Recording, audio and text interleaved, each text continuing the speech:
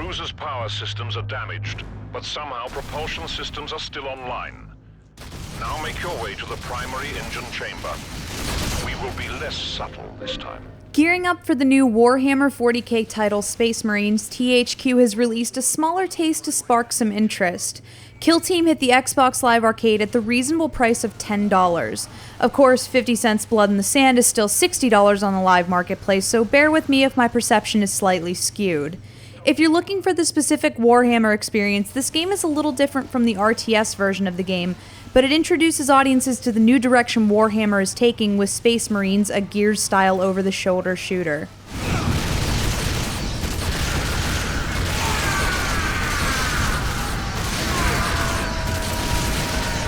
The 5 levels in Kill Team take around 4 to 5 hours alone, or even less time with a friend. Luckily, replay value is drawn from utilizing different Space Marines within each level, each with their own special abilities and weapon sets, and unlocking everything this game has to offer. And seriously, there's a lot to unlock. It happens so fast you might not even realize when you've acquired something new.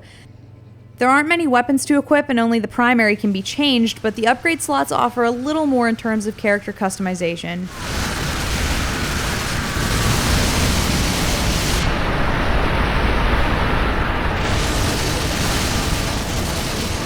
Warhammer 40k Kill Team is a dual-stick third-person action shooter. Action is an important word because you'll be constantly flooded with enemies, attempting to juggle everyone using your special ability along with loads of power-ups you collect.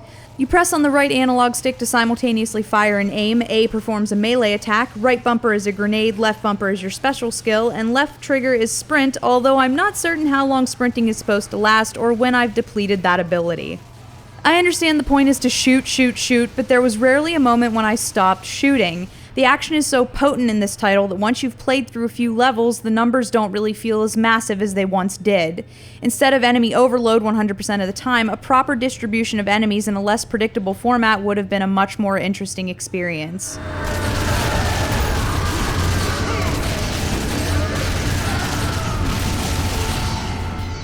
An issue I ran into was with the dynamic camera. At times I wasn't allowed to see a path I could walk down, although I was still allowed to wander away far off camera. Dynamic cameras are hard, and I understand in Kill Team it was used to set battle scenes, but it felt broken at times. It's also unfortunate that this game only features local 2-player co-op. That's right, Kill Team doesn't feature online co-op, something that's almost standard for most titles that were seemingly built to house multiple players. In my opinion, it's a bit of a stain on the overall experience. But after airing my grievances, I do have to admit this game is pretty slick. The graphics are great, it plays smoothly, controls are intuitive, load times are short, and the missions are paced properly with well-placed checkpoints. When a game makes it easy to just pick up and play, it also becomes easier to like the title. It's interesting, in the 5 hours that I played this game, I only glanced at the heads-up display to check my health and never noted what else was present. That doesn't really say much about the design, but luckily this game has so much to stare at and is really a great piece of work.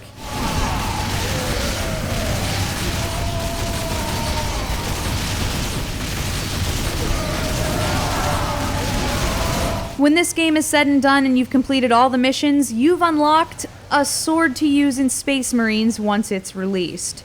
It leaves me wondering if this was just an ad campaign haphazardly put together in order to pull sales in for the new and bigger title.